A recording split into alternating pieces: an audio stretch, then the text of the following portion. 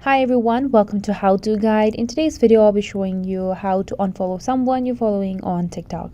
But before we learn to do that, do consider subscribing to our channel for more videos like this. And don't forget to hit the bell icon so you do not miss another update from us.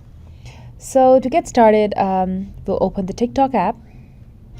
And here you will see your following page or For You page. If you want to unfollow someone, you can just click on their profile and just click on unfollow over there, or you can just if you want to search for someone you want to unfollow, you'll first go to your profile and then you'll click on the following list over here, and you will find a bunch of people that you want to that you're following, and just click on someone that you want to unfollow.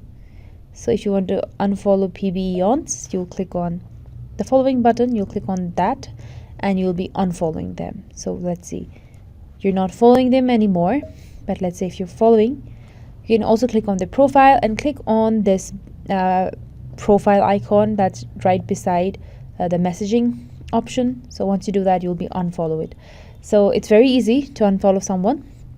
So if you like this video and if it helped you, leave a like on this video and do follow us for more videos like this in the future. Thank you so much for watching. Bye.